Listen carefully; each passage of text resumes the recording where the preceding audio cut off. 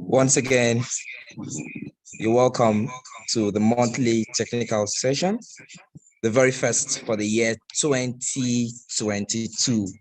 So on behalf of the Society of Petroleum Engineers Abuja section, we'd like to say a happy new year to all of our distinguished members, all of our distinguished professionals, all of our distinguished young professionals, all of our student members.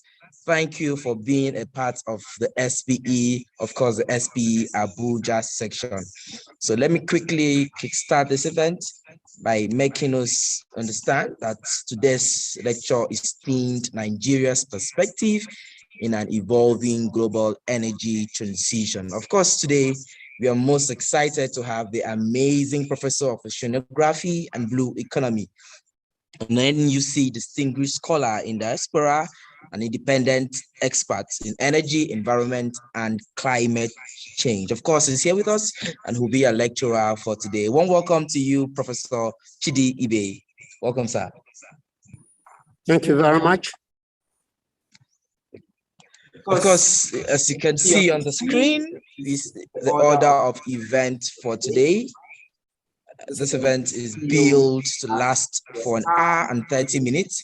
I believe you me, for the next 1 hour, 30 minutes is going to be very interesting and very engaging. Of course, the energy industry is very particular about the safety brief. I will take the safety brief immediately. Quick safety brief. The first of them is that for the course of this event, if you're not speaking, kindly endeavor to keep your microphone on mute. We also advise that if you want to speak, you kindly raise your hand and you will be unmuted and be given the opportunity to speak. Of course, the chat section is there. We advise that you also drop all of your chats. I can see a lot of chats from Ifeyiwa Amadi joining us from Washington, D.C. I can also see a chat from Value Chain Oil and Gas. Thank you for joining us, and several other members. Please, for the course of this event, we advise that if you're driving, kindly park your car so as not to have an accident. This event is live streamed on YouTube, of course, and it will be available on all of our social media platforms. So kindly endeavor to always visit our YouTube page to have a feel of our past events. While we continue the event, I'd like to quickly recognize some dignitaries who have joined us here today. I'd like to say a warm welcome to all board members, all executives of the SPE Abuja section. Speaking of which, I would like to start by saying a warm welcome to our section chair, Madam Amina Danmadami. Thank you so much for joining us here today, ma'am. Thank you very much. We also like to say a warm welcome to our programs chair, also here present. We'd like to say a warm welcome to Victor Anoche, Engineer Victor Anoche. Thank you for joining us here today, sir. Yeah, thank you, Akpan. Welcome, everyone. We also have here with us a student affairs chair, Dr. Kafayat Adeyemi. Thank you so much for joining us here today, ma'am. Of course, at alternate secretary, Abdurafi Egbayemi. Thank you for joining us here today, sir. Thank you so much and welcome to everyone. Okay, we'd like to say a warm welcome to our sustainability and community chairperson in the person of Mohammed Onutu. Thank you so much for joining us here, sir. And of course, we have the assistant scholarship and awards chair, Barutu Abubakar, here present. Of course, as I keep getting names of dignitaries that have joined us, I can see Value Chain Oil and Gas Magazine. Thank you for joining us, Value Chain. We believe this event will be well reported. I can see a young professionals chairperson online, Engineer Ogene Rume Ogolo. Welcome. Thank you for joining us, sir.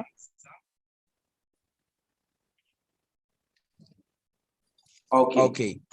Switching gears immediately, very distinguished guests, ladies and gentlemen, would like to kickstart this lecture, this event, by having a welcome address by our section chair. Of course, the very first time we'll be hearing from her in the year 2022. Very distinguished guests, ladies and gentlemen, at this juncture, please help me welcome our section chairman, Madam Amina Janmadami, for her welcome address. Thank you. Good evening, everyone. Thank you very much for joining us here. It's my privilege and great pleasure on behalf of Society of Petroleum Engineers, Abuja section, to welcome you here today. Happy New Year and wishing you all a fruitful 2022. We are delighted to have you participate in this technical program, the first for the year. We are indeed grateful that you took time out of your busy schedules to join, which serves as a reminder to us all how important our work is. SPE is committed to providing valuable knowledge and services to its members and the energy industry concerning the exploration, development, and production of oil and gas and related technologies for public use, and to provide opportunities for professionals to enhance their technical and professional competence. The theme for today's technical program is Nigeria's perspective in an evolving global energy transition. The concept of energy transition has become the subject of discourse in many fora with varied opinions on the subject. One convergent view is that the inevitability of the global transition, and then the path to achievement of this transition is where the divergence lies.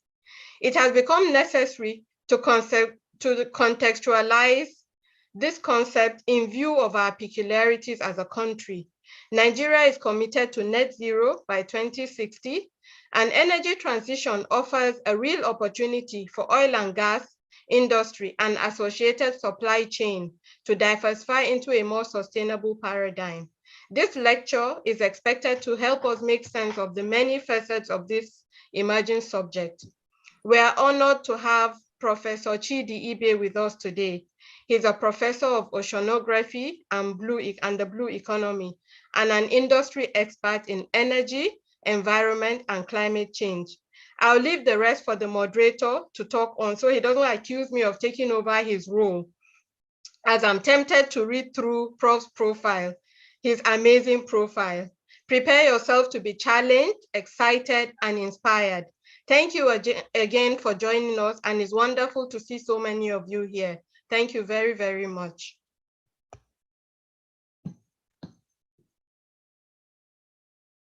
I would say a virtual round of applause for our amazing section chair for that incisive welcome address. Thank you so much, ma'am. It's also exciting to know that on our first outing, we have about 46 participants and counting. Thank you so much, ma'am, for being the brain behind this lecture.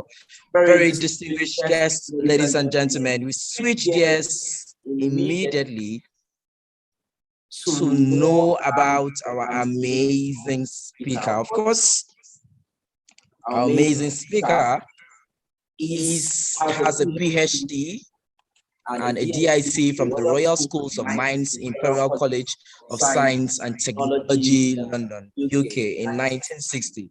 Professor Chidi is a retired United Nations technocrat and diplomat with service spanning over 20 years in UNEP, UNESCO, and UNIDO.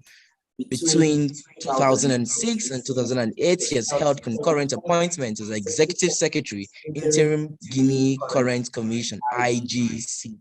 His areas of expertise and experience includes ocean blue economy, energy, petroleum industry, and renewable energy technologies, environment, pollution, waste control and climate change, natural resources management, sustainable industrial, including agricultural development, education. He's a long-time university teacher, has been pro-chancellor, chairman, governing council, Imo State University, and chairman, visitation panel of Federal University. And he still holds visiting professorships to several universities locally and abroad, including the Postgraduate School, Nigerian Defense Academy, Kaduna, where he teaches energy security management, a fellow of the Nigerian Academy of Science and the New York Academy of Sciences. He was appointed NUC Distinguished Scholar in Diaspora in April 2011. Professor Ibe is a goodwill ambassador of Cross River State and holds the traditional title of Akpakpando of Nikede Ancient Kingdom of Imo State, Nigeria. Your Excellencies, very distinguished guests, ladies and gentlemen, we would love to hand over the virtual stage to our amiable professor as he takes us on Nigeria's perspective in an evolving global energy transition. Professor Chidi Ibe, FASEEIF. The virtual stage is yours, sir.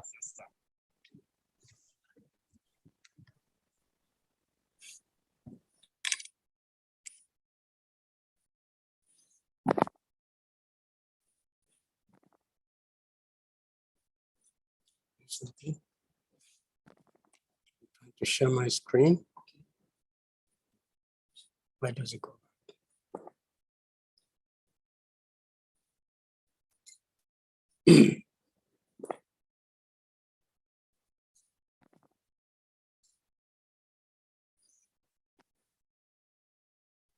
It's not allowing me to share my screen. I need to share my screen. Okay, share. That's fine. Expand it. Yeah.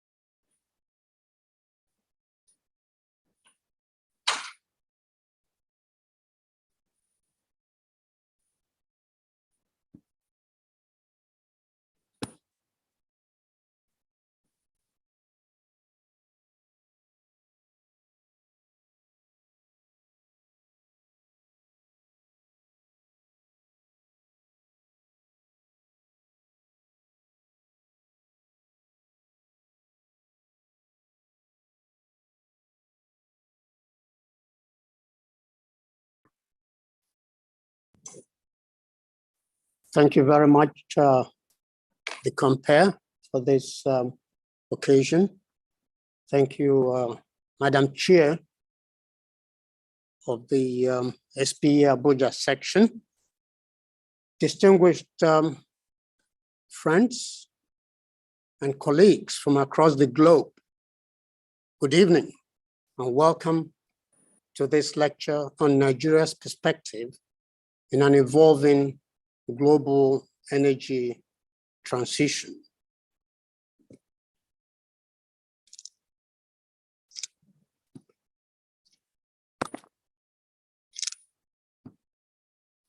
So I have a disclaimer, which is in writing, and so we can go very quickly.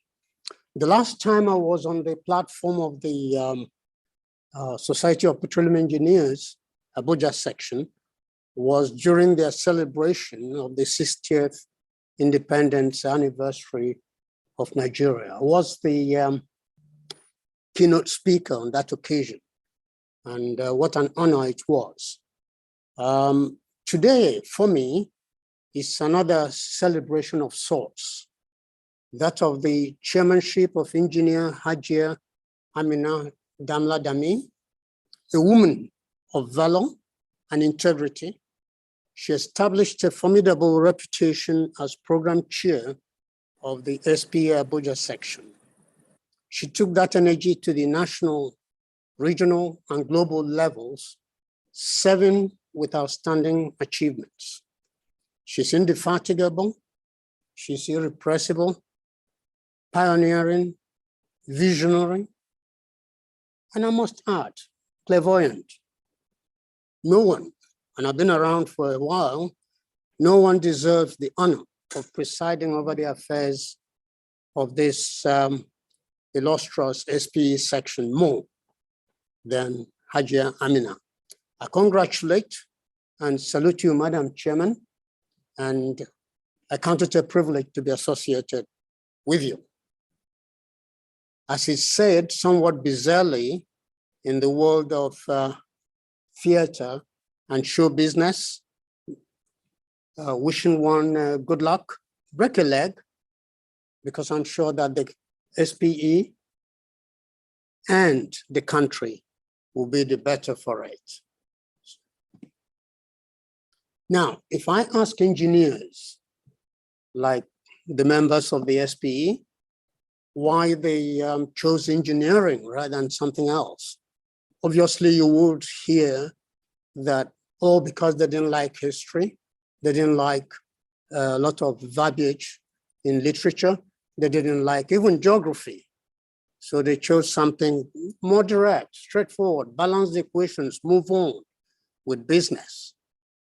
But today, if you belong to that group, I'm sorry to disappoint you, because this lecture will be about history and a lot of history, because it's often said that those who don't learn from history become part of history, but on the wrong side of things. Why do we study history? We study history, which is essentially the past, to be able to draw lessons that help us shape the present and create the future that we deserve. Now, amidst all the debate on the global energy transition, people seem to forget that this is not the first global energy transition.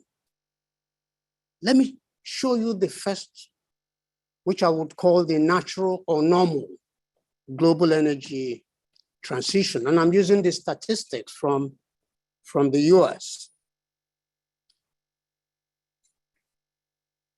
The world went, I mean, this is from the 1776 to 2015.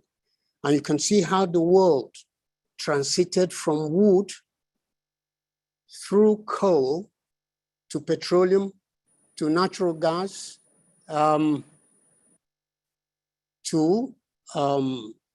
nuclear, hydro, and to other renewables. Now, from this,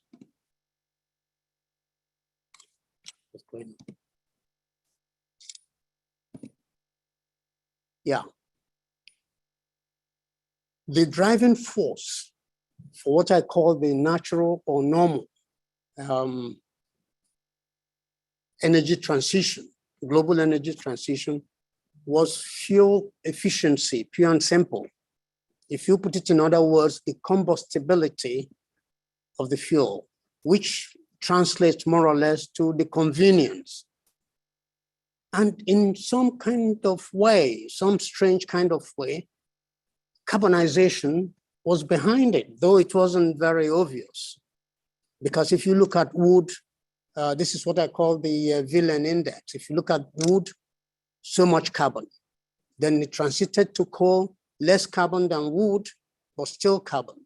As we transited to oil, less carbon than coal, but still carbon.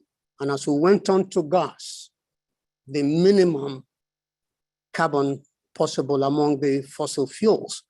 No wonder that gas is being touted as the transition fuel. Now, there are lessons to learn from this transition. First, that in the move from one dominant source to another, the fuel that is substituted just does not go away. It fades gradually as its role in the energy mix progressively diminishes. Now, taking lessons from the coal to petroleum transition in that film that I just showed, it takes at least 50 to 60 years for this to happen. And as prices of the fuel, succeeding fuels fall, only producers that have adopted best practices can survive the buffeting winds. 2, cheaper production costs keep fuel competitive. And 3, diversification of the industry, particularly the feed-in fuel, constitutes a veritable safety belt to any upheavals within the industry. So we do have experience from fuel.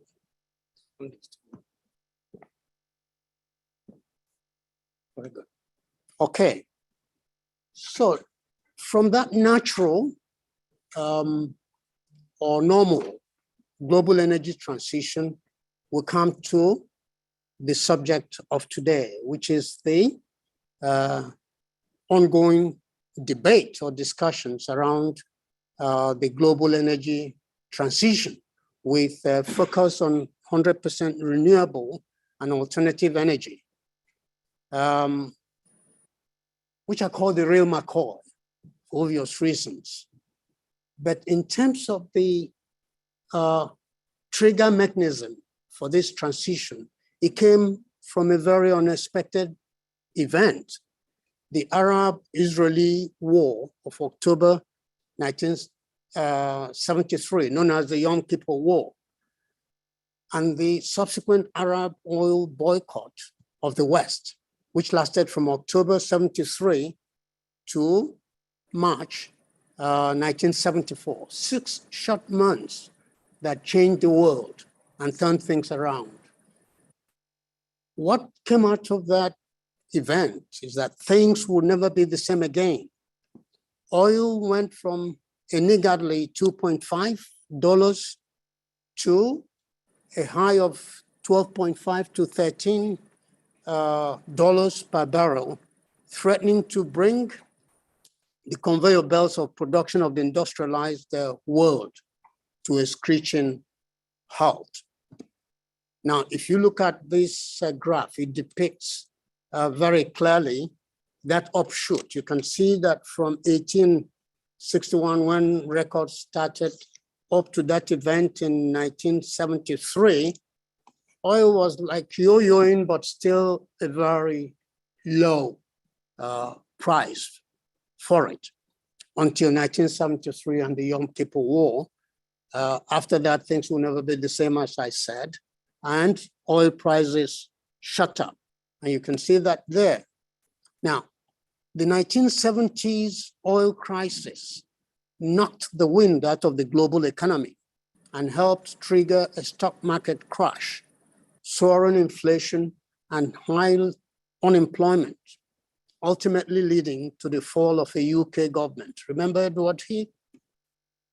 In the USA, the 1973 oil price shock with the accompanying 1973 to 74 stock market crash was regarded as the first discrete event since the Great Depression to have a persistent effect on the US economy. And if you looked through the, while it lasted, if you looked through the cities of the USA, whether it was Chicago, Michigan, Atlanta, New York, it mimicked scenes you see here during fuel scarcity with boards saying, sorry, no gas. The situation was as there as that. Now, unlike here, when such shocks occur, people don't go back and say, by God's grace, it won't happen again. No, they strategize and respond to it. In response to the high oil prices of the 1970s, industrial nations took steps to reduce their dependence on OPEC oil. Electric utilities worldwide switched from oil to coal, natural gas, or nuclear power, anything they could lay their hands on. And they initiated commercial exploration in major non-OPEC oil fields in hitherto pristine areas like Siberia, like Alaska, North Sea, and the Gulf of Mexico. Now, this was more or less a knee.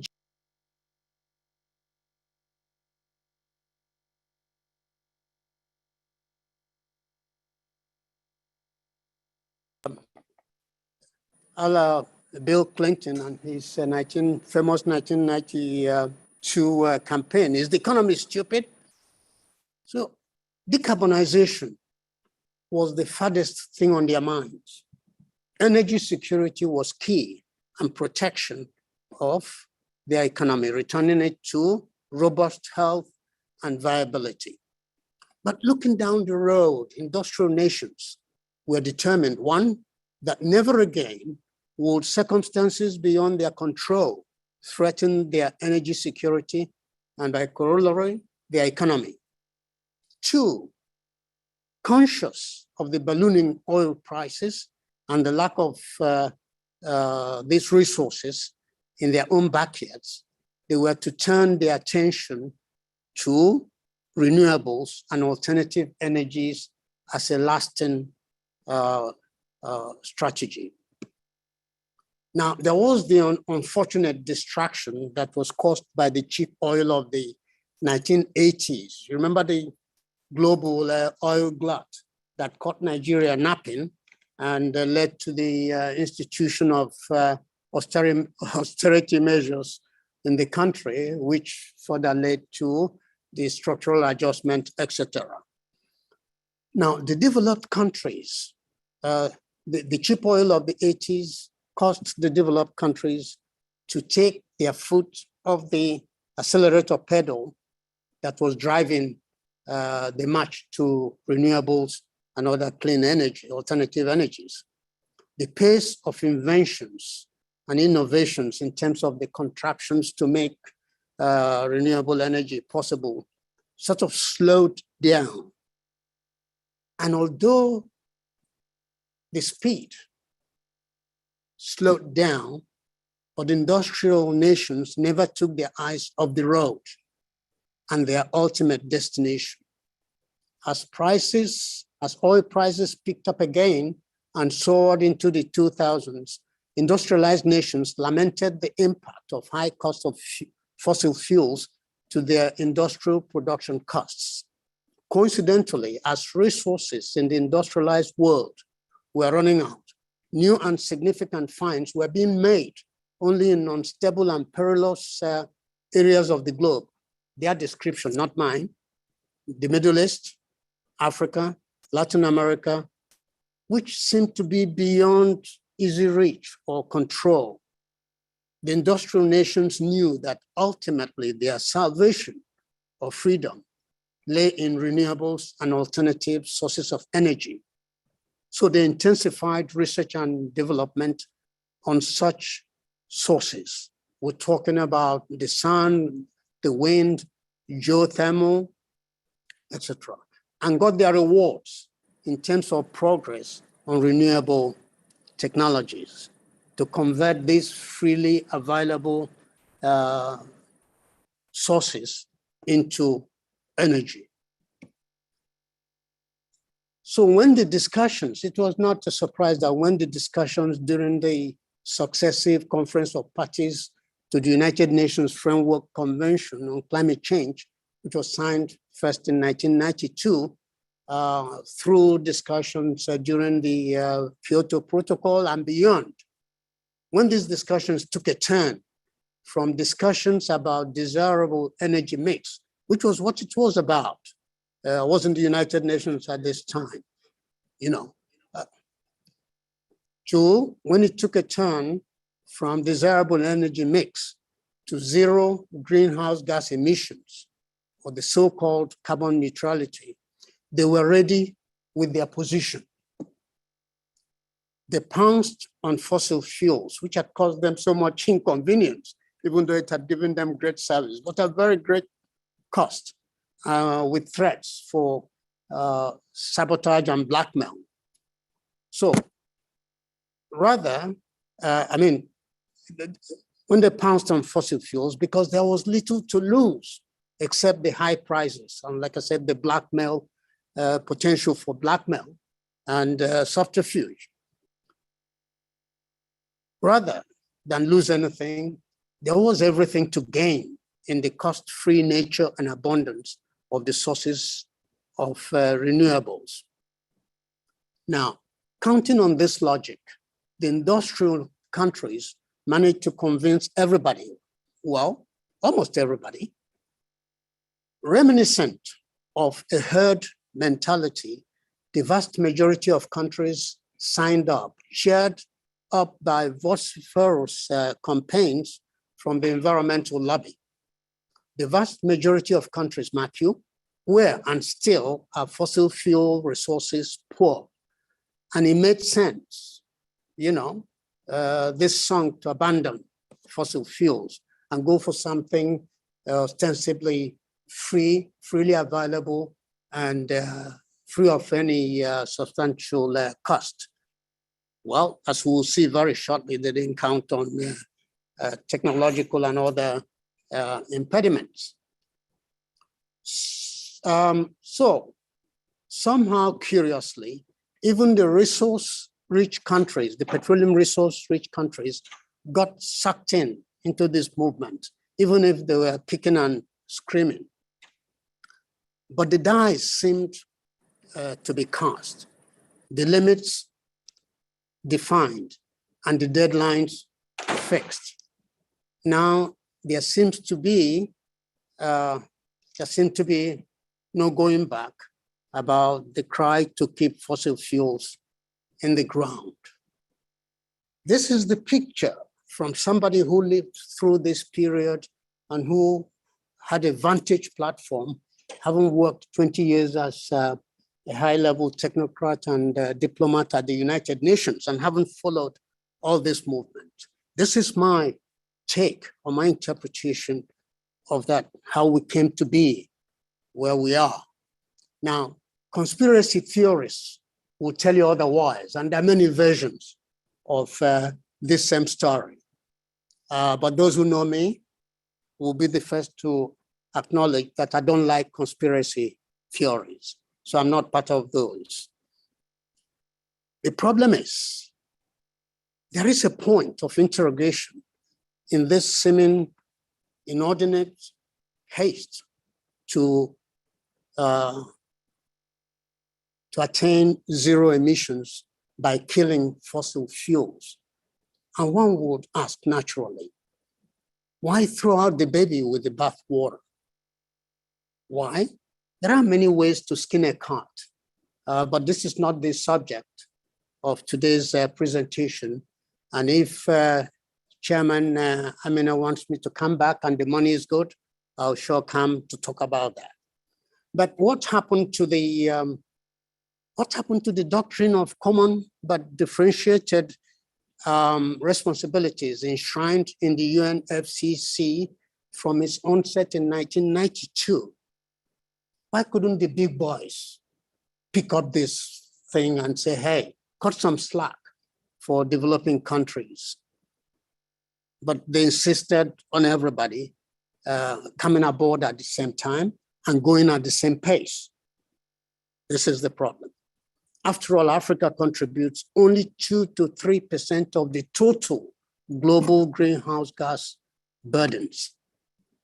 So long story short, what it means is that the world has to wean itself off dependency on fossil fuels that presently make up about 80% of the energy mix and ditch any plans to either discover or dig up more fossil fuels.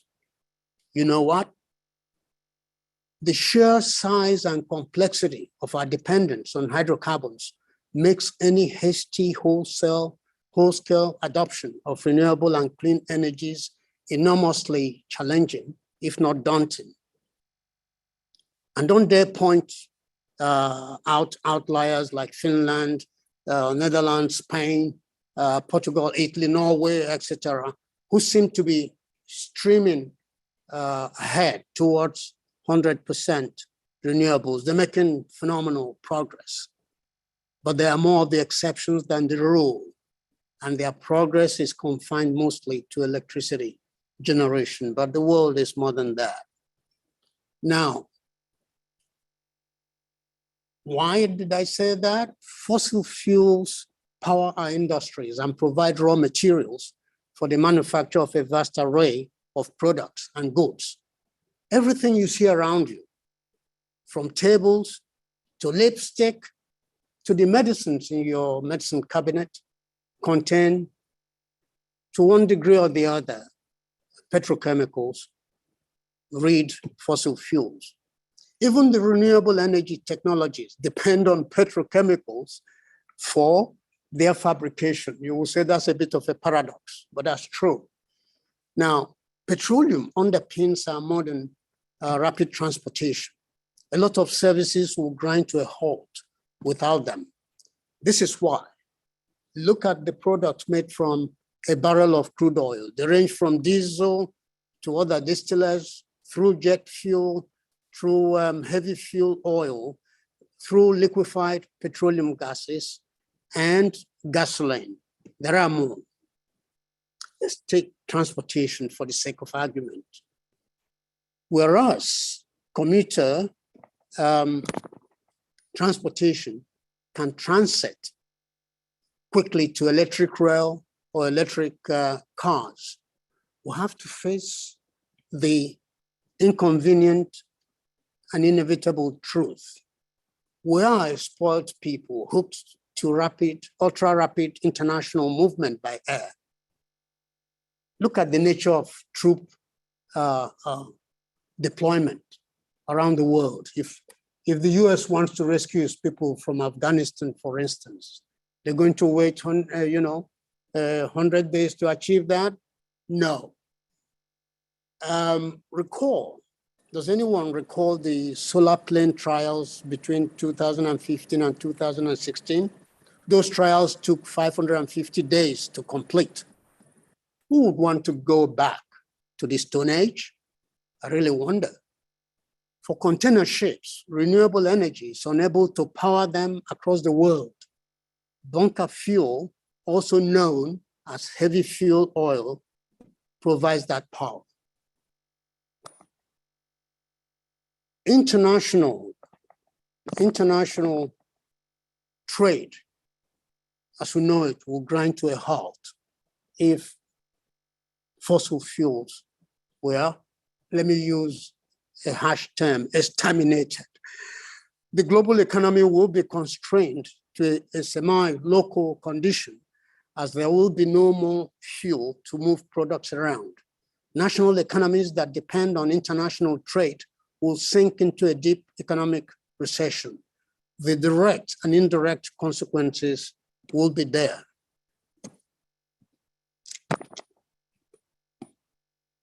There is no doubt that the energy landscape is changing, with renewables coming into the energy mix and having a greater share. But all projections, for the reasons I've just adduced, point to the fact that oil and gas and even coal will continue to be relevant into the mid of this century. We're talking about 2050. Obviously, if you look at these projections, coal availability and dominance will continue to decrease, followed by oil. Gas will come to the fore as a transition fuel and will become dominant. So those who plan will keep an eye on gas. This seems to be a more realistic world. So I ask, why the herd mentality implicit in the approaches with their prompt and firm deadlines and which are being flaunted as gold standard for reaching carbon neutrality? Has anyone given a thought as to where the internal combustion engine cars, as they get banned in Europe and America, etc., would end up? Oh yes, you guessed it, Africa. That's where they will end up, and other developing climes. It is happening already. But of course, all major energy projection studies anticipate a significant renewable power increase in the electricity mix in most of the world's regions. But this is far from a walk in the park. It is not a piece of cake as being painted. Key questions deal with the cost of renewables, integration into power grids, policy and regulatory issues, and the availability of suitable technologies. Example, energy storage technologies. Let's take for a moment the electric vehicle as a metaphor. It is not a done deal.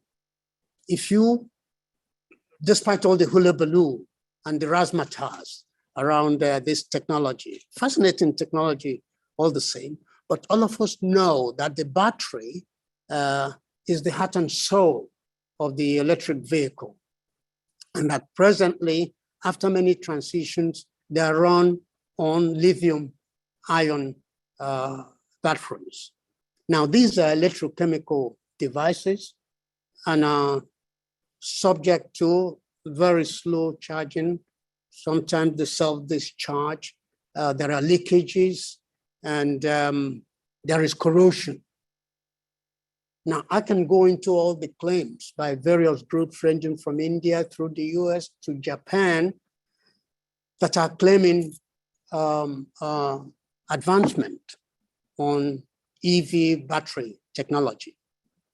But the electric vehicle battery holy grail is leading almost inevitably to a solid state battery, which is the lithium metal, which will be light, which will be fast charging, and which will be corrosion free.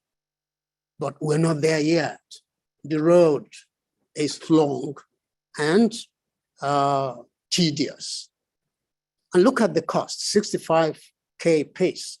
In the USA, they're talking about 7.5 subsidy from national sources, 7.5, a total of 15K subsidy to enable people purchase cars. What happened to free market economy? Now, in December last year, the internet was abuzz about a guy, I think in Norway, who was fed up with problems with his battery. When he ran in the car for a replacement, the cost was 22,000 US dollars. He towed the car to a remote place, called his friends, right there, with the glare, in the glare of internet, he blew up the car. How about the operational charges involved? You would recall that when American Vice President Kamala Harris launched the operating charging points in the US, you could see the humongous sums of money that will be involved. 5.6 billion for urban charging points, $2 billion for rural.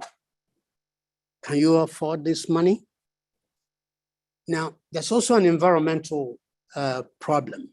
But before I touch upon the environmental, I need to emphasize that in December last year, on 31st December in particular, Reuters was abuzz with the news of a recall of almost 500,000 vehicles by Tesla because of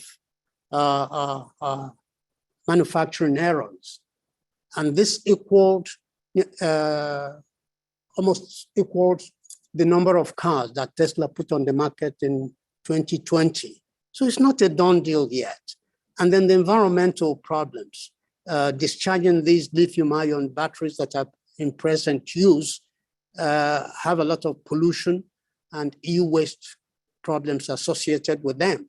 The Environmental Protection Agency of the US reported that in 2020, there were at least 65 major fires in dump sites associated with the disposal of lithium-ion batteries. So it's not a done deal. Now, take the larger picture. Technological problems persist in the two most promising sources, solar and wind, which are called variable renewable energies. And the problems revolve around intermittency in supply and lack of robust storage technology barriers. Now, the cost of connection to existing grids are phenomenal. The EU, for instance, has budgeted 2 trillion euro for achieving this purpose, which is a mixture of near-term stimulus and mandate to set the benchmark for a green revolution agenda. Do we have this money? For Nigeria, the rickety transmission system has been the Achilles heel of our electricity reliability. Unless you want us to be plunged into darkness forever, you don't attempt to load anything on an unstable transmission system. You try and manage what you have, and thank God for Mercedes. Now, let's look at the global scene. Look at national politics, particularly in industrialized countries. Remember that only yesterday, literally, President Trump was for coal, except that the economics of it let him down. And so despite his support, coal was going down. But recently, coal has picked up again on the heels of higher oil prices and gas prices. I remember fracking and his support for it. He was a cheerleader. Now, you think the US will abandon pole position, which they have achieved, leapfrog in Saudi Arabia to become the largest oil and gas producer in the world? That's why they exited the Paris Climate Agreement as at that time. I mean, there are counter arguments, of course, you know, but they exited because they thought that this continuing down that path was dangerous for their economic stability. Look at Australia. They wouldn't let you touch coal.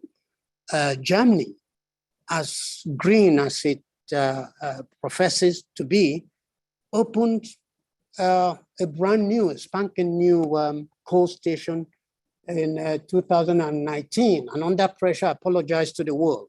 But that's their reality. And how about Poland, which is a dominant, I mean, a discordant voice within the EU, despite going with the rest of the EU. Now, the Bring Back, I mean, the Build Back Better program of President Biden has the majority of climate protecting measures in it as a package. But that package is facing whirlwind forces in the US Senate now. And who knows what will come out of that. If you look at the, look into history again, the climate change bill of 2009, crafted by the Obama administration, it didn't survive, despite all the logic and goodies contained therein. It got killed in 2010 after all the battles in Senate. This is how the Washington Post, the US Washington Post, depicted the demise of that climate change bill, which could have turned things around even that early. Now, what are the lessons from the just ended Conference of Parties 26 in Glasgow?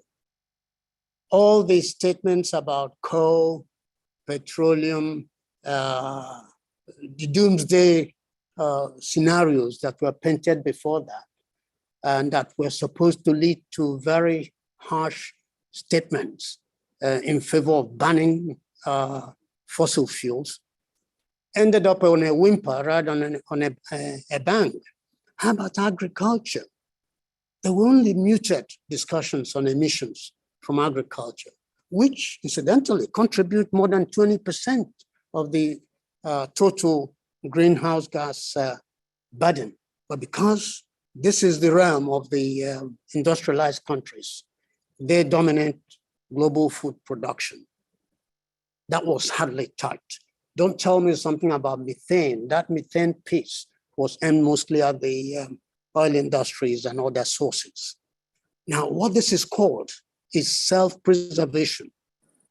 Nothing, and I say nothing, from Glasgow portends a slowing down of jockeying to protect national or parochial interests.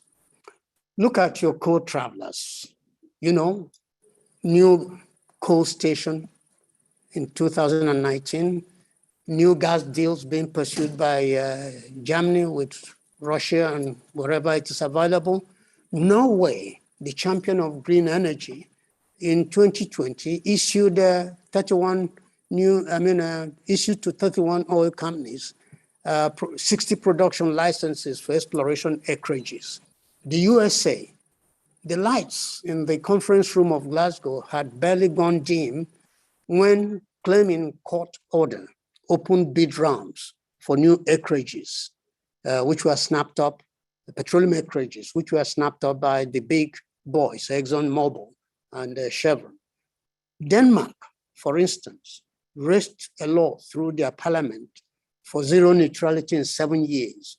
But when confronted, the Minister for Energy, Climate, Energy and Utilities, Dan Johansson, confessed that they didn't know how to achieve this, this target, but that, you know, it was an ambitious target all the same.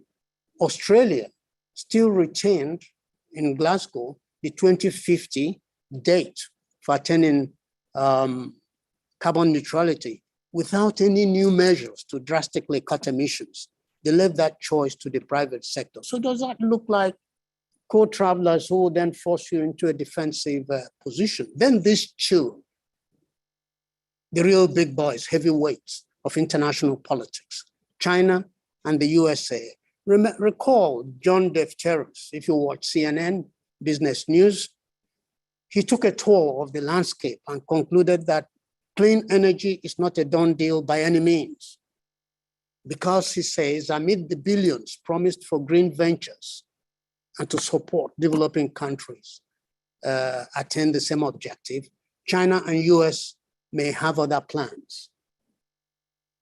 The name of it, geopolitics. Their struggle for supremacy, that's China and the US, will get in the way of orderly transition as envisaged. After finally shaking off 40 years of independence on Middle East oil, there is no way the USA will give in to any semblance of control, direct or indirect, by China over their energy security and by implication, economic lifeline. Here is why. China dominates the production of rare earths, which underpin the manufacture of most renewable technologies, from wind turbines to solar panels, etc. They also dominate the supply market for renewable technology. The USA will not trade away the dominance that shale oil and gas have enabled them to leapfrog Saudi Arabia as the #1 oil producer in the world in favor of global targets anchored on shaky international solidarity. And then, watch this, nature and the capricious nature of nature. Did anyone see how a lowly virus called COVID-19 held the world captive and pinned all of us to a Hobbesian existence where life was nasty, brutish, and short? The vaccine came in on good time, but the struggle is still on to evade this virus. So a thing like this could dismantle all the projections that neatly stacked up in favor of damning fossil fuels and going for renewable and clean energy technology. How about extreme weather conditions, prolonged snowstorms, etc., or extraordinary natural disasters, particularly related to floods or volcanoes, or etc. Now, here in Nigeria, I love the saying of the people of Warri, where they say, shine your eyes. So in the face of all these uncertainties, technological, financial, operational, and the vagaries of nature, which I've just alluded to, in the whole scale adoption of renewable and clean technologies, what should a petroleum-dependent economy like Nigeria do? Abandon the known for the unknown on the altar of global unity or purpose? Before I answer that question, let me make a detour to the provisions of the Paris Climate Agreement. Now, one overarching provision on cooperation in reaching the goals of the Paris Agreement is the need for contracting parties to work towards sustainable development. So you have a leeway there. For the avoidance of doubt, for a petroleum-dependent economy like Nigeria, the path to sustainable development and its implied prosperity runs squarely through its petroleum resources. So, what to do? My chemistry teacher at Government College Omahia, some old boys are listening, will say what to do. So what to do? We have to approach this whole issue of the global energy transition along two lines, on two planks. The first plank is solidarity, because we understand the stakes in the climate change debate and the implied sacrifices, and want to be a part of the global effort to ward off the predicted dire consequences of either a do nothing or limited action scenario. The second plank, and perhaps more important, is responsibility, because you don't want to be self-destruct or self-immolate, and our contributions to this whole effort must necessarily be proportional and limited to our circumstances. Remember, we've already sacrificed our coal, keeping coal in the ground. That's a lot of sacrifice. I don't know if the NDC didn't quite do justice to this concession that we made as a nation. How about the green belt, to which the president is committing a lot of resources? There are other things that we could be given credit for, but we have to make a responsible decision for our people. Now, there are increasing calls coming out of global think tanks to developing countries to embark on a twin transition from petroleum to the so-called mineral energy materials, MEMs, which are cobalt, nickel, copper, etc., as export substitution for petroleum to shore up our economies. Now, everyone knows our perpetual sing-song about solid minerals and where we haven't, despite all the golden dance, why we have not made progress. The sing-song is sounding more like a dirge than a revival hymn. Knowing that it takes 5 to 25 years to set up a viable minerals mining industry, following identification of viable deposits, this suggestion of making a switch from petroleum to the so-called mineral energy materials is pure pie in the sky. It is diversionary, pure and simple. How about dematerialization? Recall that in the 1980s, when the Asian tigers were steaming ahead and in full flight towards economic development, there was a slight slump in the global economy. And the soothsayers predicted a decline in the rate of growth in intensity of raw material use, which even led to the coining of the term dematerialization. But the Asian tigers put on earplugs, continued to race towards the identification of more mineral deposits, both at home and abroad. And all too soon, the slump ended. And the whole world applauded their nerve, the fact that they held on to their convictions, because they knew they needed these metals for their plan to boost the heavy industries. And today they are some of the world leaders in heavy industries, including shipbuilding. So that dematerialization never happened. Remember peak oil theory, when an American geophysicist in 1956 painted a doomsday scenario. And because he was in a position of power, everybody believed him that he had to know. It never happened. But it lured a lot of developing countries with potential petroleum reserves into a situation of to be or not to be. Opportunities for development were lost. And now we have the issue of depetroleumization. Now, you won't see that in any dictionary. That's my coinage. I need to address Majesty's government to include that in the English dictionary. But hey, there's no chance that this will occur. Trust me. The reasons have been adduced earlier.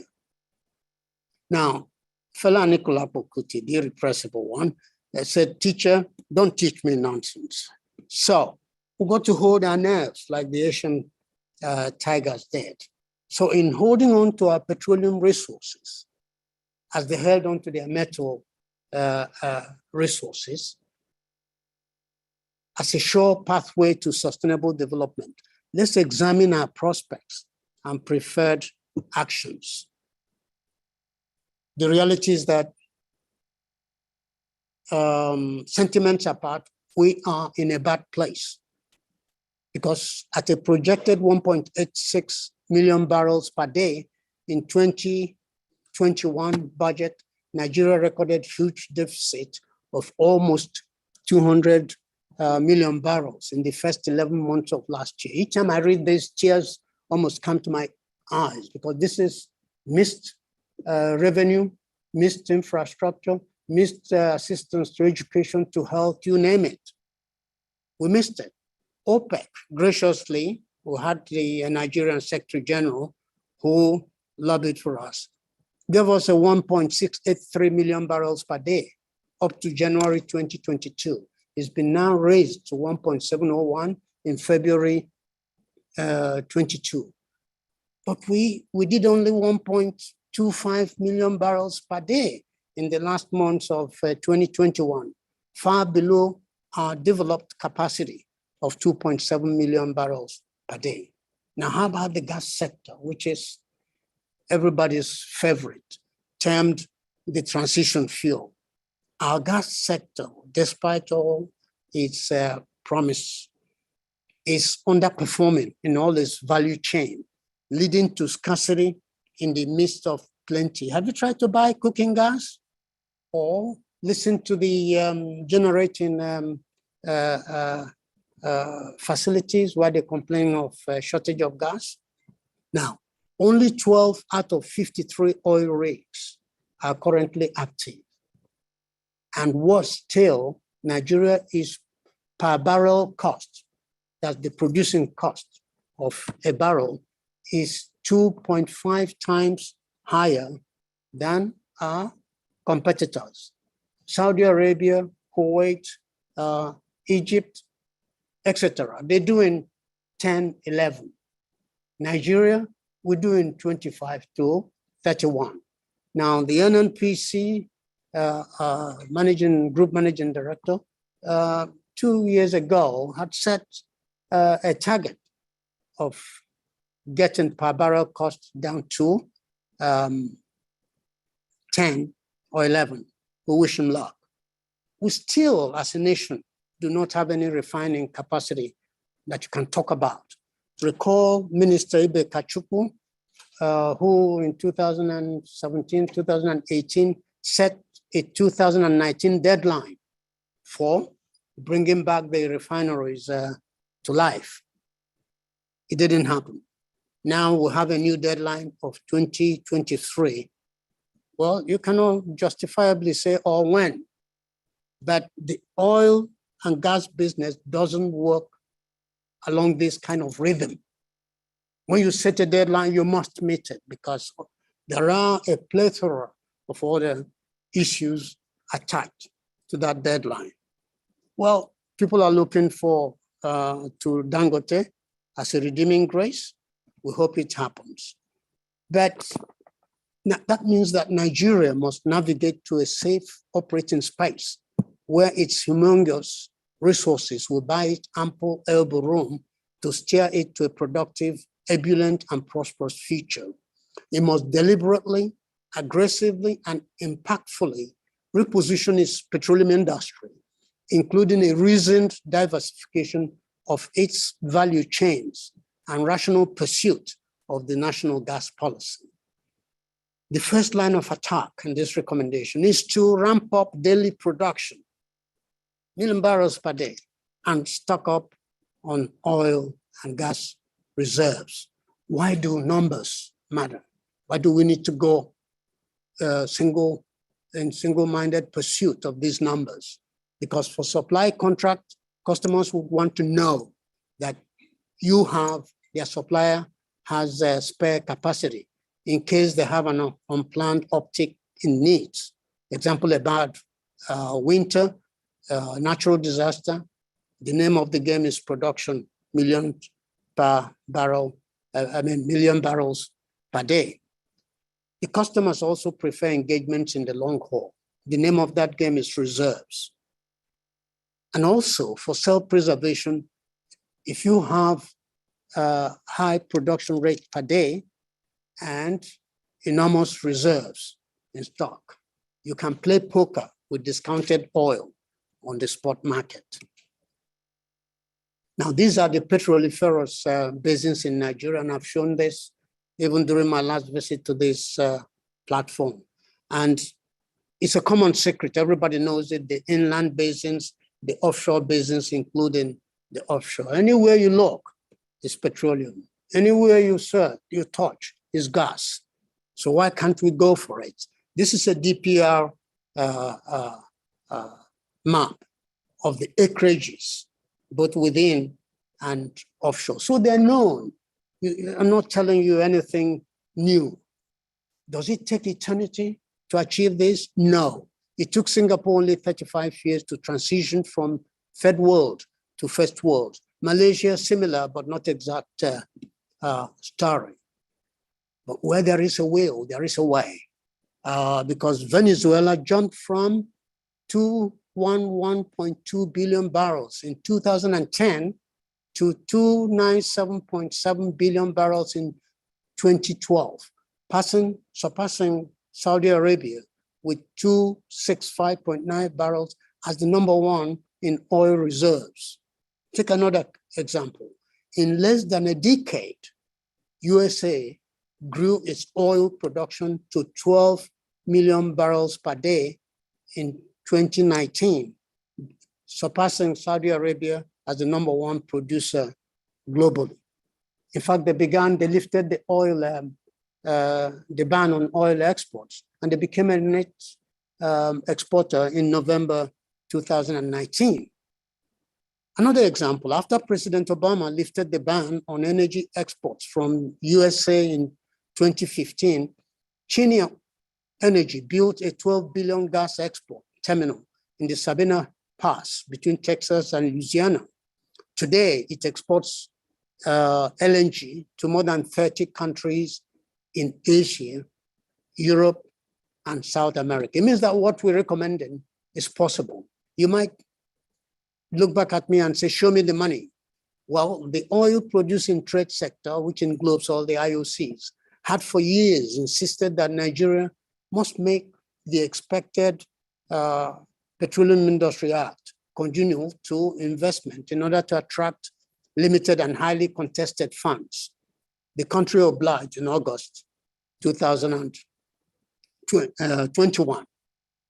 Now, if you look at the PIA, if you read it thoroughly like I have done, it is an investor's delight, despite some niggly bits here and there, which the oil trade sector had pointed out. They can be resolved. But most of the provisions, like the Frontier Basin Development Fund, the removal of tax from deep offshore production, the Host Community Development Fund, promise to accelerate exploration, development, and production.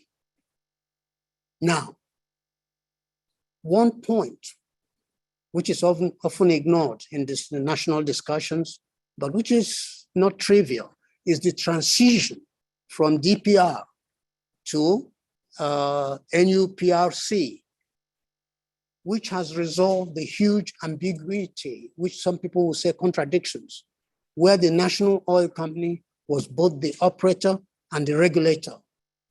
And it creates a new culture and identity for a value-added service delivery in the upstream petroleum industry. Then there is the creation or commercialization of NNPC with the creation of NNPC Limited. That holds enormous promise for the country. People forget that Aramco, Saudi Aramco, It's a national oil company, but runs along commercial lines and is the most profitable entity in the world. But a good PIA, a good Petroleum Industry Act document is not enough. The PIA is a statement of intents, objectives, and targets, but it needs to be operationalized through a series of action plans on the main provisions in the document.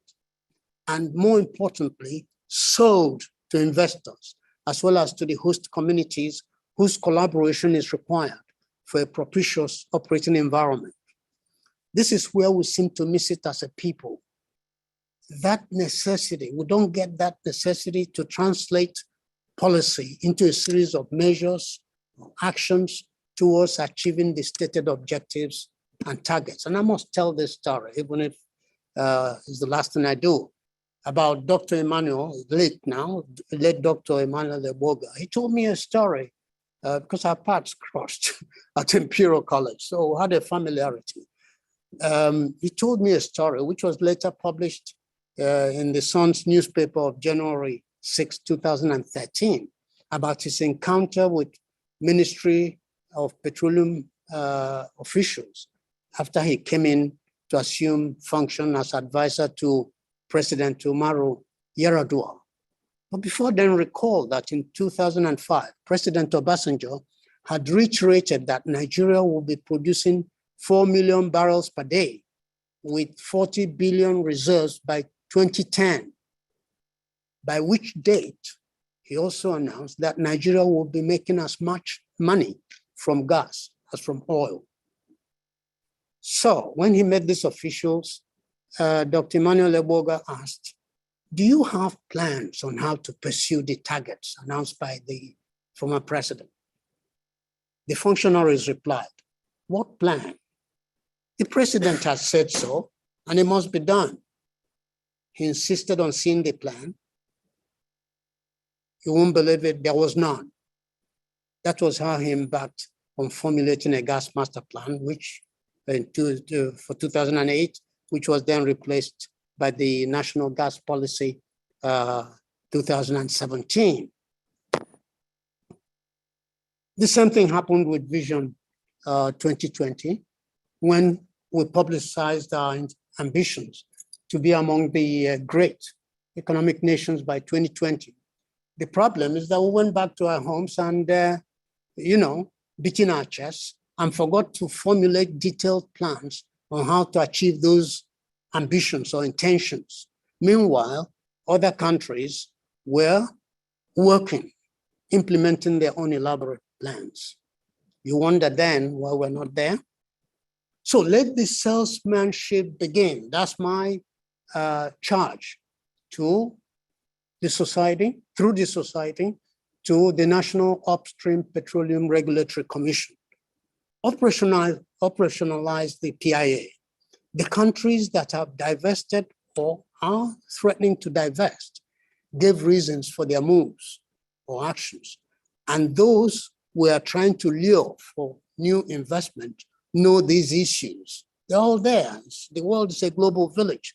So plans must necessarily contain detailed and credible measures or actions to remedy them, those issues, and enhance overall performance within the industry.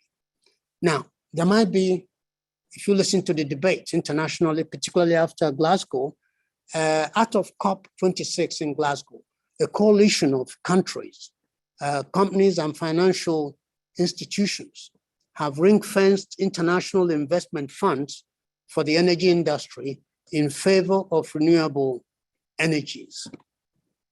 Wood Mackenzie, an energy consulting firm, well-known globally, had said that with 130 trillion tied to renewables globally by the international finance community, Nigeria walks a tightrope for oil sector investments.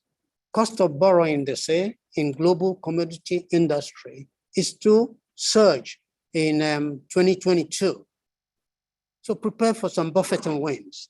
It means that funds available for lending to IOCs and by extension to NNPC Limited, will be severely curtailed. The focus would be on advantage barrels, low break-even projects, and low carbon deep water projects, which it noted will dominate greenfield final investment decisions, FIDs. But there is a window of opportunity, ladies and gentlemen. Not every fund is ring-fenced, and we need to turn to the private equity firms, which have shown a reputation for financing fossil fuels over the years. So I would say target these funds and give more space and opportunities to the independent oil companies that have proven their mettle in terms of attracting private sector funds. Of course, there have to be safeguards. Any non-performing independent, you retrieve the allocation and reassign it to more serious independents. So the NUPRC board must also reinforce the ambitions of the Nigerian Content Board towards beefing up indigenous technology and know-how. Now, there are lessons from Guyana where ExxonMobil seem to be moving their vast majority of its offshore operations to Guyana from previous projects in the USA, Brazil, Trinidad and Tobago, where there are harsher regulatory conditions. And this is due to new laws on local content, which offers the IOCs brighter prospects for the future of low-cost, low-carbon oil operations that will not dry up any time. There are no shortcuts, neither are there magic wands. What it takes is to pump up the gravy, you know what I mean? And the investors will come running. The cozy days of the joint ventures are largely over. Nigeria was the only significant producer in Africa in those days, besides Libya. Now the continent is practically awash with petroleum producers, and the shoe is now on the other foot. And there is a need to woo investors. It is about risks, rewards, and incentives. Now, the board must contend with the fact of changing funding scenarios on the international scene, that changing funding scenarios on the international scene may lead to drastic reduction in investment funds to petroleum development companies. It calls for a fallback strategy of looking inwards for such funds. One obvious possibility is the Sovereign Wealth Investment Fund. Those funds are made for moments such as these to create the possibility of putting your money or our money where our mouth is in search of national objectives and targets. Still on financing, and I'm winding down, at the 41st session of the African Petroleum Producers Association, ministers agreed that Africa needs to re-strategize as the game is fast changing, that Africa needs to look within at both public and private sources to raise the necessary capital to continue to finance the oil and gas industry. So I'll say, we hear you, Africa, but if charity begins at home, Nigeria should be in a better place with the Petroleum Industry Act in facing up to the endogenous and exogenous challenges of the global energy transition. Now, from a distance, I have learned of the patriotic zeal of the newly created National Upstream Petroleum Regulatory Commission Board. Its chairman, Malam Issa Ibrahim Modibo, the CEO, Engineer Benga Komalafe, and the other commissioners are some of the finest this nation has in terms of commitment to ideals and objectives, and in terms of achieving targets.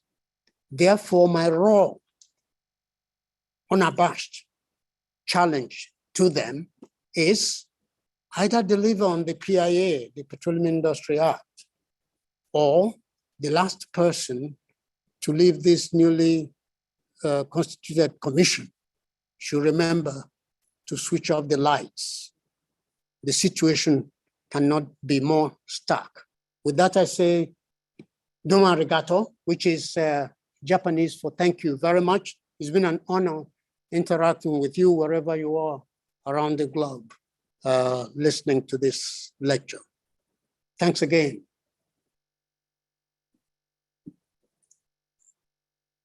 Thank you. Thank you so much, Professor Ibe. That was quite a very detailed presentation. And I believe we have so many questions. Of course, because of time, we permit only 5 questions.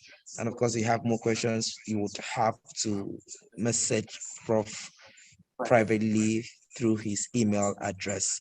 So this juncture, distinguished guests, ladies and gentlemen, I can see we have 64 participants still here. It's time for question and answer. So Prof is still here to answer your question. So please, if you have a question, kindly raise your hand up and you will be unmuted. We are picking only 5 people, the first 5 who would raise their hands up. Okay, I've already seen 5 hands raised up.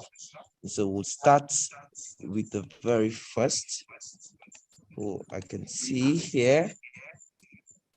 Israel. So Israel, please ask the question, please be very, very fast as possible. Hello, good evening, Prof. Good evening, Israel. I recognize you from the University of Port Harcourt, a former PhD student of mine. So Dr. Israel, go on. Thank you for the excellent presentation. But my concerns are, it borders on 3 issues that you raised. One of them is on the ring-fencing of investment around energy, renewable energy sources.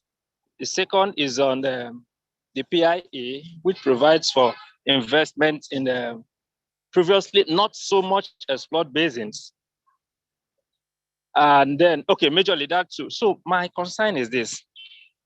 The IOCs that were in Nigeria, if they saw that those basins that the PIA now provides for investments, if they saw they were that prospective enough, I am not sure they would have left them unexplored and going, instead of exploring them, they headed for offshore fields.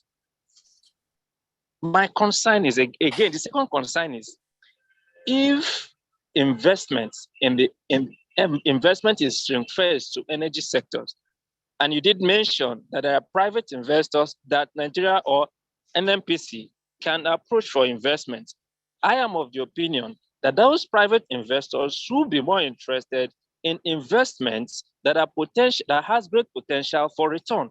And so if Nigeria is interested in investing in previously underexplored basins, I am afraid whether these companies or whether these investors will be willing to provide even the fund that will be so much in need by so many other persons or so many other countries who are also interested in that only private investors that is available for them to access for the oil sector. So these are my concerns, Prof. If we would address them, that would be very nice for me to. Right. I'll try to be brief because time is of the essence. Essentially, and my doctorate, as you would know, being my former doctoral student, was in the dynamics of the formation of petroleum. And as far back as 1982, in published document, technical paper number 8 of the Nigerian Institute for Oceanography and Marine Research, republished in many other media, I had predicted that the proliferous basins were offshore, that compared to land, when compared to land, you ain't seen nothing yet. And Bonga and Egina and all that are poor. They are proving that prediction back in 1982. I would ask you to get hold of that publication. So the oil companies know what they're doing. They're strategizing. Apart from all the unresolved problems that caused irritation and sometimes diverted their attention on the land prospects. The truth of the matter is that most of the prolific finds are offshore, and particularly in deep waters. That's what the geology of the region is. If you look at the separation of the South America from Africa event, leading to the influx of organic matter into that space. So that's where it is. The prospects are there, and that's why the oil companies are shifting there. Of course, there's the additional thing that they're avoiding all the security issues on land and host community palaver, if you permit the use of that word. But the brass tacks, if you come to brass tacks, is a question of reward. There's more reward in the offshore prospects, and that's where they're heading. But one good thing is that, conscious of this possibility, the PIA does contain provision for frontier development funds, which will be 30% of NNPC limited costs, gains, sort of profit on hydrocarbons. And so that's why I said the PIA is a good document. It has covered the flanks just in case. If the IOCs, as expected, don't come running back, there is ready fund to go for this. I think I'll stop there, Israel, and we can be in touch outside of this forum for a continuation of this discussion. Okay. Thank you, Prof, for answering Israel's question. So very quickly, Prof, all of the remaining 3 participants to ask the question, then you answer all of them at once. Okay, so Dr. Edwin Edwards, you go first. Then Issa Ibrahim, you go next. And Ken Kema, you'll be the last. You ask all of the questions, and then Prof will answer you. Edwin, Dr. Edwin Edwards, please go on.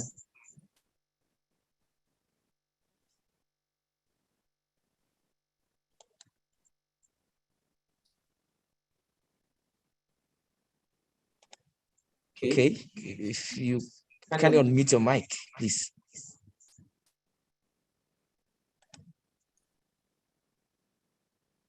Okay, the very next person, Issa Ibrahim, can you ask your question, please? So unmute your mic. Hello. Issa Ibrahim. Good evening. Okay, Good evening, distinguished ladies and gentlemen. Let me first by expressing my sincere thanks to Professor Ibe for this very wonderful lecture which he has given. And at the same time, let me congratulate SPE Abuja chapter. Simply put, I just want to say to each and every one of you that we at the Nigerian Upstream Petroleum Regulatory Commission are shining our face. And at the same time, we are holding on to our nerves so that we should at least be able to be part of the transition towards the new global energy architecture change, which we are facing across the globe. This country is blessed with very brilliant young people, especially those within the petrochemical engineering sector. And I believe if we are able to utilize their talent, we should be in a position to withstand whatever shock that may come out of this transition. I look forward to a situation where we'll be working with brilliant minds like yours within the SPE and at the same time outside the SPE. Thank God the president has recently approved the appointment of very brilliant young men as executive commissioners who are coming into the commission. They are very brilliant, with brilliant ideas, creative, and willing to take the risk that is supposed to be taken in order to redefine the position Nigeria should take in giving the oil industry a new sense of direction. I look forward to working with each and every one of you within this forum and outside this forum. Thank you for making it possible for me to participate in this occasion. Thank you so much, Prof, and I look forward to meeting you soon. Thank you. Okay, the very next participant, kindly go ahead. All right. Good evening, fellow participants. Good evening, distinguished Prof. My name is AJ Kemkama. I'm a master's student of Petroleum and Gas Engineering, University of Port Harcourt, and I'm also a scholar of Petroleum Technology Development Fund 2019. My interest is I have a very keen interest in the development of petroleum industry in Nigeria, and my question is geared towards the title of this technical section, Nigerian Perspective in an Evolving Global Energy Transition. Please, Prof, sir, I want to know, there is this new technology that will soon emerge concerning the hydrogen economy, that hydrogen fuel that is being touted. Although we the petroleum engineers, we are scared that our job will soon be, taken away from us and everything due to this climate change. So I want to know the future Nigeria has in this hydrogen fuel that they have touted, if it can affect our decision in, switching careers or maybe upskilling towards that direction. So that's my question, sir. Thank you so much. Okay. Thank you.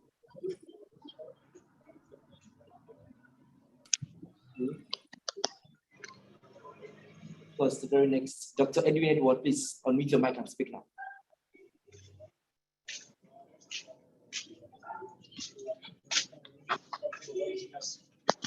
Edwin? Okay, Etienne Makan, please go ahead. Sorry. Hello. Can you hear me? Etienne Makan, you can hear you. Okay, all right. Sorry, thanks for accepting me to speak. I know I initially didn't raise my hand. Thank you so much. Thanks to all the participants, and thanks in particular to Professor Ibe. My name is Etienne Makan. I'm a PhD student at Emerald Energy Institute. I happen to be one of the students of Professor Ibe. Very wonderful lecture. So I'll just make a comment, and then the second one will be a question. The comment is around, you mentioned the fact that access to financing is becoming limited because of the transition to renewable energy. And we've seen that playing out very well. The international oil companies are struggling to fund the brownfield projects. The greenfield, yes, they're still able to get some financing. And my thoughts is around the fact that because of national interests, which you have enumerated so strongly, what is playing out in China, US, and other countries, I think it would be great for Nigeria to be deliberate in making that transition also from the IOCs having a dominant position in our oil and gas industry, moving away to participation by local companies, such that whenever the IOCs take a decision to either move out of the country or they're not able to fund the projects, in order for us not to have a stranded assets in our country, if the industry is dominated by local players, then we'll be able to protect our national interests adequately. That's my comment. But on the flip side, in terms of if we are able to even navigate through this difficult situation and we're able to get investments either by local players or even international oil companies, and we're able to still develop our assets and increase production, we are also having some challenges in terms of access to market. For instance, we used to be one of the biggest exporters of oil to US, but we've seen in the last 10 years that has changed significantly. And other countries may also take similar position. And it's going to even get a lot more challenging with the transition to renewable energy. So the question would be, if we are still able to go through these challenges and produce up to 2 million barrels, 3 million barrels of oil, have you thought about or considered where our market will be with respect to the geopolitics that is playing out right now. Thank you. You probably can go ahead and reply. Right. Thank you very much for the 3 questions. I hope I'm not revealing anything that is classified, but I could recognize from the first intervention in this segment that that voice, that contribution was from the chairman of the newly constituted National Upstream Petroleum Regulatory Commission, Malam Isa Ibrahim Modibo. And it was a joy to listen to him, and very refreshing to hear about his determination to take professionals along the path of rejuvenating oil and gas industry. It's just about time, and that's why I issued that stark challenge that if this team, which the chairman has the honor of chairing, with the professionals around him, Benga, Komalafe, and the rest, coming with, veritable track records of performance within the industry. If they can't deliver on this PIA, we'll be in their straits. So they had better not fail. And so it is very enlightening and even liberating to listen to the comments of Chairman Issa Modibo. So I salute you, and if it happens that our paths cross again, you can count on me on that journey towards the rejuvenation of the oil industry through the activities of the NUPRC board, which you lead.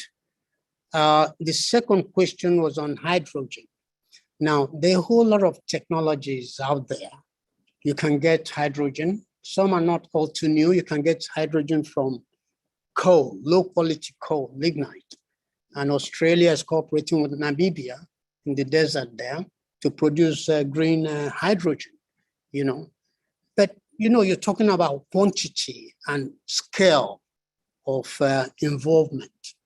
Some of the technologies we see today have been available for the last 50 years, but even though they had passed the experimental stage, they were not scalable and only becoming available now. Hydrogen, I think, will move faster, and that's why I'm an advocate of integrating renewable and alternative energies into our energy mix. Though a dominant hydrocarbon player, we need for energy security, which translates into economic security, to integrate other sources. And that's where enlarged or expanded investments will come in. We'll make money from the oil. We join the race for development of other sources, which will integrate into our energy mix. Eti Makan, I recognize you. You're speaking from Canada. We just had an interaction in the last course I taught 3-4 weeks ago. And I welcome the point you made about the expanded integration or recognition of the independence. It is about time, and they've shown extreme resilience, even within the pandemic, for attracting private sector funds. So giving them a large playing field, as we'll move along in the allocation of acreages in the bid rounds will be a welcome, because ultimately the more the involvement of the indigents or citizens, the more stable the industry will become. So I welcome that. As for marketing the extra crude I've always emphasized, for example, if you look at the studies by the Ministry of Petroleum Resources, Nigeria needs 1.3 million barrels at full blast to feed. If its refineries were working at full blast, we will need 1.3 million barrels of crude a day to feed those industries. And we're not talking about other things, you know, like the methanol plants, fertilizer plants, and etc. So there will never be shortage. If we play our cards right, there'll hardly be a shortage of opportunities. But in terms of marketing to other people, whatever excess we have after local national consumption, that's why I charged the National Upstream Regulatory Commission, and I'm sure their associate, the Mid and Lower Stream Authority, to take proactive steps to woo potential clients and investors. And I'm sure if they do that, we'll be on a very strong ground to push the industry to higher performance. Okay, thank you so much, Prof. And we will round up this event. We saw in the comment section earlier on during your lecture that another prof has said he would love to talk. So he's going to round up and sir, please unmute and speak, sir. The final speaker for today. I've asked you to unmute. Prof, if you're hearing me, kindly unmute, please. Hello, good evening, my prof, and good evening, everybody. Are you hearing me, please? We hear you, please go ahead. Okay, sir. Yeah, please. I am Professor Ibrahim Dodo Suleiman from Abubakar Tafawa Balewa University of Bauchi, Professor of Petroleum Engineering. I listened to, I would say, most of the lectures. Unfortunately, I have to go out because of the prayer, so I don't know if my input would have said something about it. But what I have in mind is, in addition to what the lecturer has said, I just want our country, I don't know through who will take this message to them, to know that for us to make it as a nation and to be able to go with development, we need investment, huge investment in education, and we should also look at research, innovation, and development. If you think somebody is somewhere to keep your house in order for you, you are deceiving yourself. You are just deceiving yourself. So for us to keep our country in order, we have to do it ourselves. The easiest, the only way is to have good education, committed and implementable knowledge that is required for all these things to be in place. As we continue every time to import things, be it technology, be it facility, be it equipment, it will continue to be a problem because the people have the market. They know what it takes to create that market. So it won't be easy for them to give up that market. So if we want any development, meaningful one in our country, I think the PTDF is one of the, maybe the one of the parastatals I think is in that direction, but we need to enhance it so that we should put this education in-house education, in-house technology, and in-house effort. We do research, put it in place, and let it work. If we can do things on our own, I think it will not be easy for somebody to bring a policy that will destroy our future. I won't say the aim of stopping or reducing fuel gas is to destroy our future, but I know from the lectures I listen and from my own perspective, if we make mistakes as a nation and refuse to invest in these fossil fuels, I don't know what will be our future, because the new technology of renewable energy and other things, we don't have the technology. We don't have to source the money. So we need the money we are now having from crude oil to use it to compete, take our step forward, use that money, even if it means, as he said, we can be showing solidarity. You understand? We just need to show solidarity, but we have to develop, and nobody will develop our country for us. So, not to take our time, my own comment is that the government has to sit well, invest hugely, heavily in education, squarely focusing on research and development. You could remember how China came up. They were there calling up and down and talking things. China was investing in education. They were able to get it right. Now they export technology. So we can do the same thing. Nigerians are very intelligent. In fact, sir, you could believe with me that when you go to class and you throw challenge to students, the outcome is always wonderful. When our students go out, they are always wonderful. Then what is wrong? In-house, we can't do it. So my contribution is that we should invest heavily in education, research, innovation, and development. We shall, once we have what it is, we can make it. But if we were to buy and import, we should forget it. If you think this refinery will work by importing equipment, I'm sorry for you, because there are countries that live on giving us the crude oil and the refined product. Thank you very much. That's my contribution. Right, very briefly, first I'd like to say that I have very great sentiments for the for Abubakar Tafawa Balewa University of Technology. By sheer providence, I was the chairman of the presidential visitation panel in 2011. And I spent 3 wonderful months in Bauchi, looking through the books and looking at the future of the university.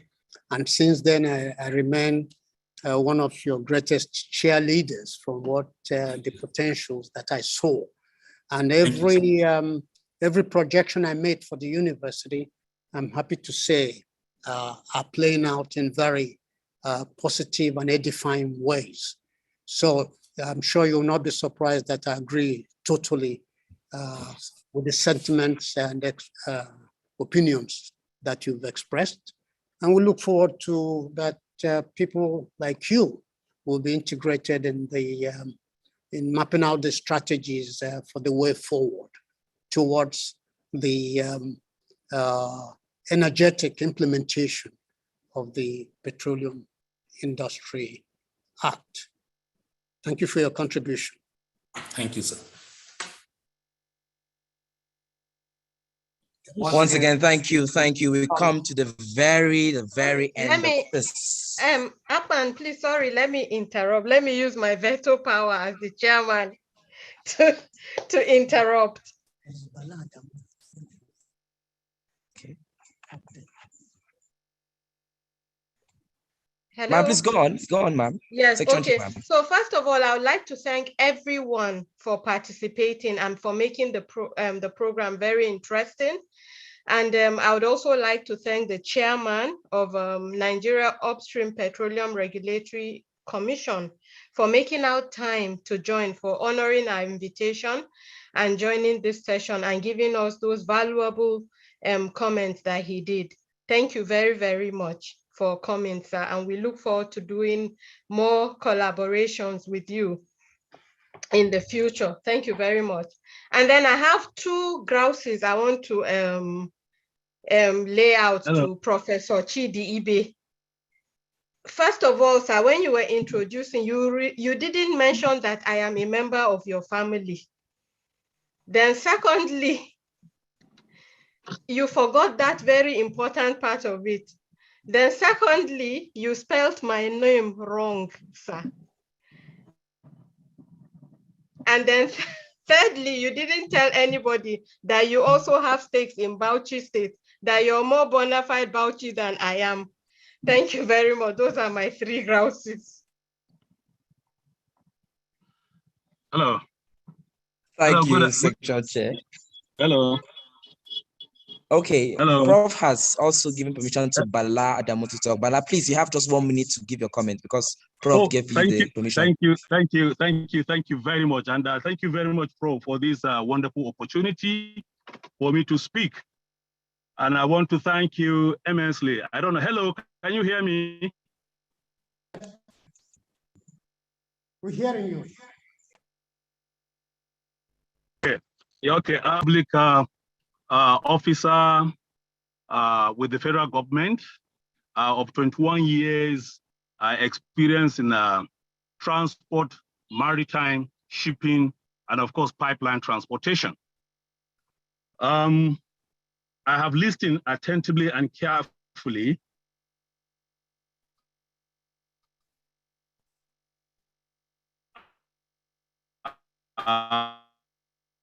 all your thoughts. I can't, but on those critical points, the upstream regulatory commission will hit your advice. The sky will be their limit.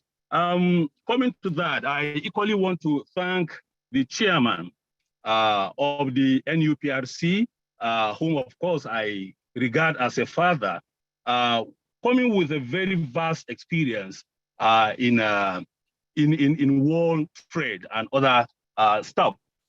Believe me, this they have assembled, just like the chairman said, a very robust, mechanism to tackle or to implement the PIA. However, there are issues that I felt that I should, bring to the fore, which has to do with the sensitization, which of course the prof probably didn't look at that area carefully. There is a need to, critically, examine that area with a view to sensitize not only the public, but the operators of the PIA. They need to understand the nitty-gritty, what is actually, being articulated in the PIA, what it seeks to achieve, not only the objectives, and of course, the sensitization of the host community.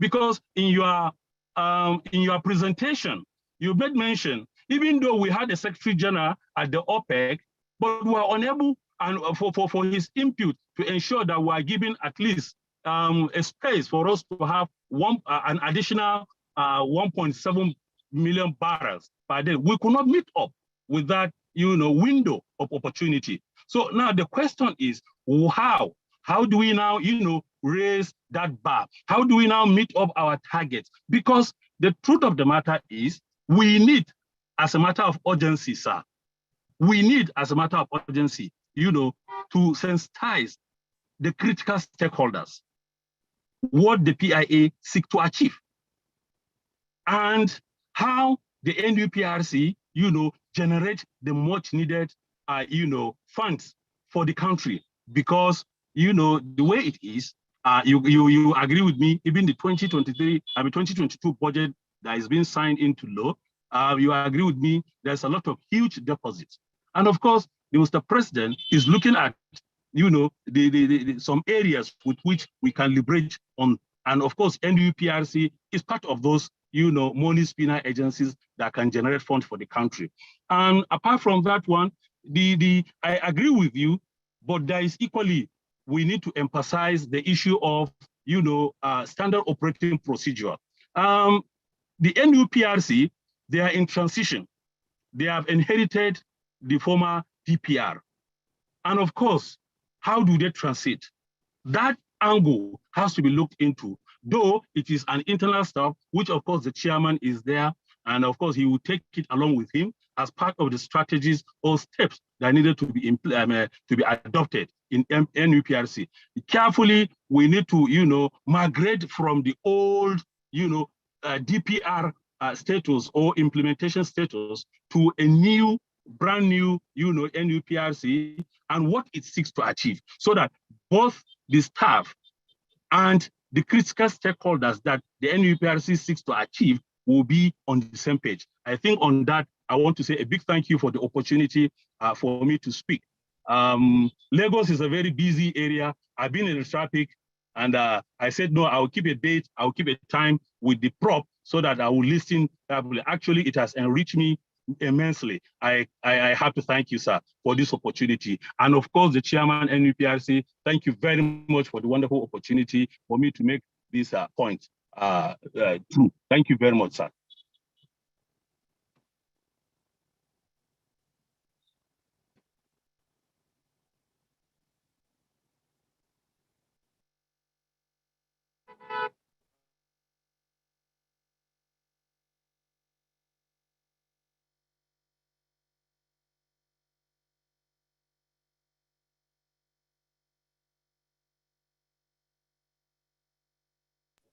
No, okay.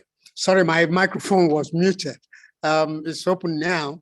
I said I can hardly agree more with the comments you've made. And we're lucky that the chairman of the board of the National Upstream Petroleum Regulatory Commission was listening in to both the lecture and the discussion. This is rare among that top echelon, and it falls into line with his reputation as a doer. He listens and he digests, and then he delivers. And that's why I was bold enough to say, if he and his team can deliver, we switch off the lights and go to bed. But I'm sure he will deliver.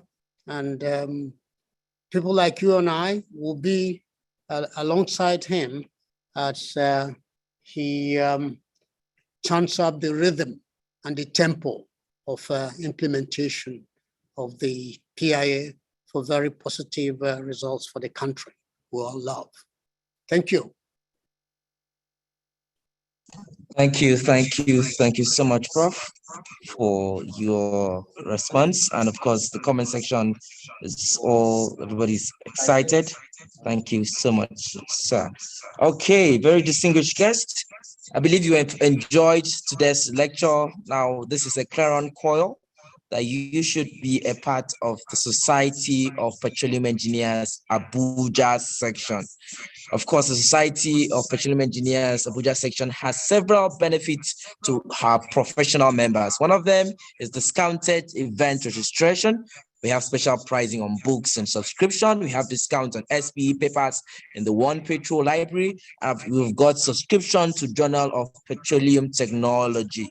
So we'd love to welcome you and advise that you become a part of the SPE Abuja section.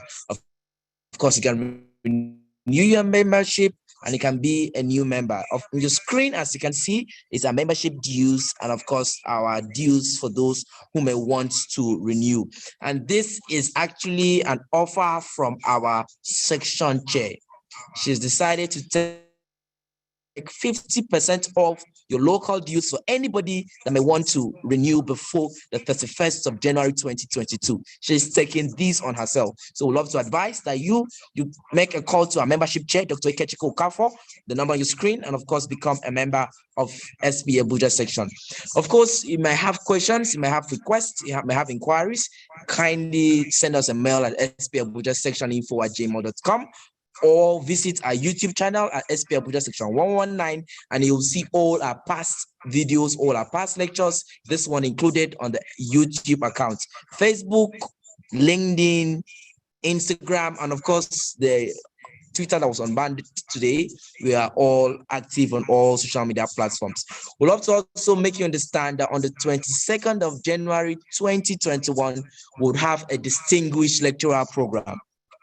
Michael Adedokun Adegbite, who is the Director of Offshore Technology and Energy Center, Petroleum Training Institute, Nigeria, will be speaking to us on preferential weld corrosion and integrity of oil and gas facilities. So we would like to also once again advise you that you make yourself available for this lecture. If you're in Abuja, it will happen at PTDF Towers 2 Memorial Drive, Central Business District here in Abuja. At this juncture, very distinguished guests, ladies and gentlemen, we'd love to round off this lecture by having a closing remark. Distinguished guests, ladies and gentlemen, while the lecture was on, we had the presence of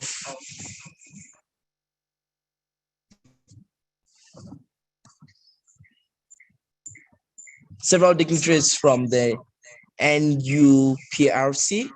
We'd like to say thank you for joining us, and of course, several dignitaries from the Nigerian Midstream and Downstream Petroleum Regulatory Authority. Thank you so much for joining us. So switching gears immediately, we'd like to round up the lecture by having a closing remark from our amiable programs chair, Engineer Victor Anoche. The virtual stage is yours, sir. I will unmute you immediately. Okay, unmute, sir. Okay, thank you very much, Akpan. So I'll quickly, on behalf of our session chair, Madam Amina Damadami, and the section board and members of SP Abuja session, I want to thank our lecturer, Professor Chidi Ibe, FES, for honoring our invitation and for also doing justice to the topic. So it's always a delight to listen to Prof. Thank you very much, Prof, for coming. And also to all of our participants, thank you very much for participating. And good evening, everyone. Akpan. Okay, thank you so much. Programs Chair, Engineer Victor Noche. Very distinguished guests, ladies and gentlemen, we come to the end. But before we end, we would love to have a quick photo shoot. So please, we kindly advise you should turn on your camera. Thank you for participating. And please turn on your camera. Let's have a quick group photo. This is time for interactions. So of course, you could unmute your mic and speak. A quick photo session, please.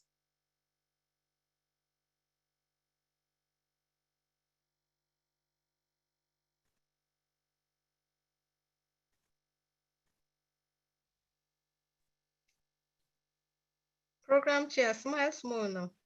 Unmute. Okay, we'd like to see your faces, please, so that this can go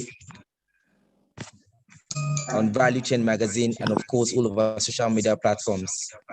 Okay, so when I say SPE, you say oil and gas. SP and E. Oil and gas. Oil and gas. SP and E. Oil and gas. See your thumbs up. Can you just give your thumbs up?